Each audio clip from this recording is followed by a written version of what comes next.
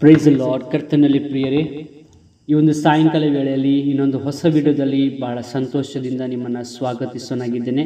ದೇವರು ನಿಮ್ಮನ್ನು, ನಿಮ್ಮ ಕುಟುಂಬಗಳನ್ನು ಹೆಚ್ಚಾಗಿ ಆಶೀರ್ವಾದ ಮಾಡಲಿ. ಈ ಸಾಯಂಕಾಲ ವೇಳೆಯಲ್ಲಿ ಒಂದು ವಾಕ್ಯವನ್ನು ನಾವು ಧ್ಯಾನಿಸಿಕೊಳ್ಳೋಣ. ಯೋಹಾನ್ 15ನೇ ಅಧ್ಯಾಯ 16ನೇ ವಚನ. ಜಾನ್ 15:16. ನೀವು ಹೊರಟು ಹೋಗಿ ಫಲ ಕೊಡುವವರಾಗಬೇಕೆಂತಲೂ ನೀವು ಕೊಡುವ ಫಲವು ನಿಲ್ಲುವಂಥದ್ದಾಗಬೇಕೆಂತಲೂ ನಿಮ್ಮನ್ನು ನೇಮಿಸಿದ್ದೇನೆ. ಹಲ್ಲೆಲೂಯಾ. ಹೌದು ಪ್ರಿಯರೇ, ಕರ್ತನು ನಮ್ಮಿಂದ ಫಲವನ್ನು ನಿರೀಕ್ಷಿಸ್ತಾ ಇದ್ದಾನೆ. ನಾವು ಫಲ ಕೊಡಬೇಕಂತ ದೇವರ ಆಸೆ. ಇದಕ್ಕಾಗಿ ನಮ್ಮನ್ನು ದೇವರು ನೇಮಿಸಿದ್ದಾನೆ. ಒಂದು ಮರ ತನಗಾಗಿ ಜೀವಿಸದೆ ತನ್ನನ್ನು ಸೃಷ್ಟಿಸಿದ ಯಜಮಾನನ ಉದ್ದೇಶವನ್ನು ತಿಳ್ಕೊಳ್ಬೇಕು. ನನ್ನ ಯಜಮಾನನು ಯಾಕೆ ನನಗೆ ನೆಟ್ಟಿದ್ದಾನೆ, ಯಾಕೆ ನೀರು ಹಾಕ್ತಾ ಇದ್ದಾನೆ, ನನಗೆ ಕಾಡು ಮೃಗಗಳು ನನ್ನನ್ನು ನಾಶ ಮಾಡದಂತೆ ನನ್ನ ಸುತ್ತಲೂ ಯಾಕೆ ಬೇಲಿ ಹಾಕಿದ್ದಾನೆ ಎಂಬುದನ್ನು ಆ ಮರ ತಿಳ್ಕೊಳ್ಬೇಕು. ಫಲ ಕೊಡದೆ ಹೋದರೆ ನ್ಯಾಯ ತೀರ್ಪು ಅದರ ಮೇಲೆ ಬರುತ್ತದೆ. ಏಕೆ ಇದರಿಂದ ಭೂಮಿ ಕೆಡಬೇಕು ಎಂದು ಯೋಚಿಸುತ್ತಾನೆ. ಯಾರು ನೆಟ್ಟಿರ್ತಾರಲ್ಲ ಆ ವ್ಯಕ್ತಿ ಯೋಚಿಸ್ತಾನೆ, ಇದನ್ನು ನೆಟ್ಟರು, ಇದನ್ನು ಈ ಜಗದಲ್ಲಿ ಇಟ್ಟರೆ ಏನು ಉಪಯೋಗ, ಇದರಿಂದ ಫಲನೇ ಬರ್ತಾ ಇಲ್ಲ, ಅದನ್ನು ಇಟ್ಟರು ಏನು ಲಾಭ ಅಂತೇಳಿ ವಿಚಾರ ಮಾಡ್ತಾನೆ. ನಾವು ಫಲ ಕೊಡಬೇಕು ಪ್ರಿಯರೇ. ಕಹಿಯಾದ ಫಲ ಅಲ್ಲ, ಸಿಹಿಯಾದ ಫಲ ಕೊಡಬೇಕು.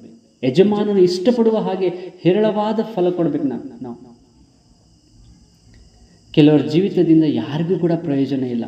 ತಮಗಾಗಿಯೇ ಜೀವಿಸ್ತಾ ಇರ್ತಾರೆ, ಭೂಮಿಗೆ ಭಾರವಾಗಿರ್ತಾರೆ. ಲೋಕದವರು ಅವರನ್ನು ಊಟಕ್ಕೆ ದಂಡ ಅಂತಾರೆ. ದೇವರ ಮಕ್ಕಳೇ, ನೀವು ಫಲ ಕೊಡಲು ಇಷ್ಟಪಡುವುದಾದರೆ ಕರ್ತನು ನೀವು ಇನ್ನೂ ಹೆಚ್ಚಾಗಿ ಫಲ ಕೊಡುವ ಹಾಗೆ ನಿಮ್ಮನ್ನು ರೆಡಿ ಮಾಡ್ತಾನೆ. ದೇವರ ಕಡೆಗೆ ತಿರುಗಿಕೊಂಡು ಪಶ್ಚಾತ್ತಾಪ ಪಡ್ರಿ ಎಂದು ಸ್ನಾನಿಕನಾದ ಯೋಹಾನು ಕರೆ ಕೊಡ್ತಾನೆ. ಸಾಕ್ಷಿಯ ಜೀವಿತ ಎಷ್ಟು ಮುಖ್ಯನೋ ಪ್ರಾರ್ಥನಾ ಜೀವಿತವೂ ಕೂಡ ಅಷ್ಟೇ ಮುಖ್ಯ. ಒಂದು ವೇಳೆ ನೀವು ದೇವರ ಕಡೆಗೆ ತಿರುಗಿಕೊಂಡಿರ್ಬೋದು, ಯೇಸುವನ್ನು ಸ್ವಂತ ರಕ್ಷಕನನ್ನಾಗಿ ಅಂಗೀಕರಿಸಿಕೊಂಡಿರ್ಬೋದು, ಪರಿಶುದ್ಧಾತ್ಮನನ್ನು ಹೊಂದಿಕೊಂಡಿರ್ಬೋದು, ದೇವರ ಸೇವೆ ಮಾಡುತ್ತಿದ್ದೇನೆ ಅಂತ ಹೇಳ್ತಿರ್ಬೋದು. ಆದರೆ ಫಲ ಕೊಡದೆ ಹೋದರೆ ಏನು ಪ್ರಯೋಜನ ಅಲ್ಲ? ಒಬ್ಬ ಮನುಷ್ಯನು ಕೊಡುವ ಮೊದಲ ಫಲ ಏನಂದರೆ ಮಾನಸಾಂತರ, ನಂತರವೇ ಸ್ತೋತ್ರ, ಯಜ್ಞಗಳು, ನೀತಿಯ ಫಲಗಳು.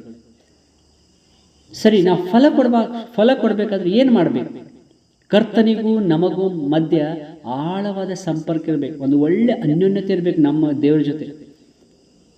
ಆಗ ಮಾತ್ರ ಭೂಮಿಯಿಂದ ಸಾರವನ್ನು ಹೀರ್ಕೊಂಡು ರುಚಿಕರವಾದ ಫಲಗಳನ್ನು ಕರ್ತನಿಗಾಗಿ ಕೊಡಲಿಕ್ಕೆ ಸಾಧ್ಯ.